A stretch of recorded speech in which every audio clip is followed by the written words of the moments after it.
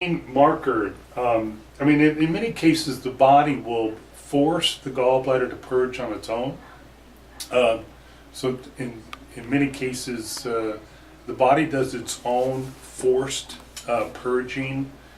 But these are the first signs when I see the spleen being filled like this.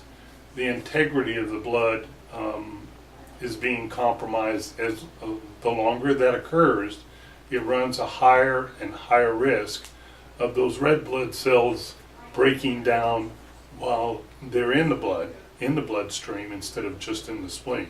So when that occurs, you're going to find that the blood will start pooling in different areas.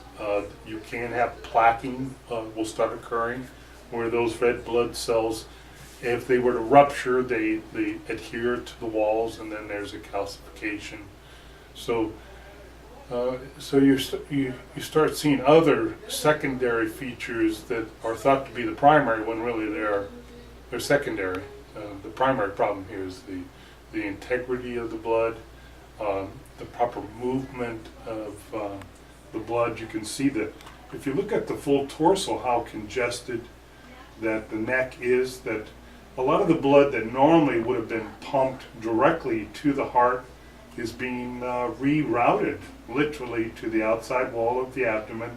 Then it runs up the chest wall, dumps itself into the subclavian vein in the neck, and then it goes to the heart. So it's a funny thing how well the body will compensate for this process of improper movement of the diaphragm. So the better movement of the diaphragm, the better elimination of the stomach, better dumping of the gallbladder fluids, and then just better digestion occurs when there's a better movement of the diaphragm.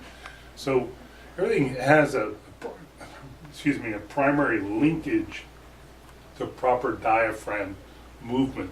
So setting up the environment when you're sitting, standing, and lying where the diaphragm can move freely, and then about 70% of the public breathe dominantly through their chest rather than through their diaphragm. So changing the format of your breathing, so then you're breathing more from your belly breathing rather than so much of the chest breathing.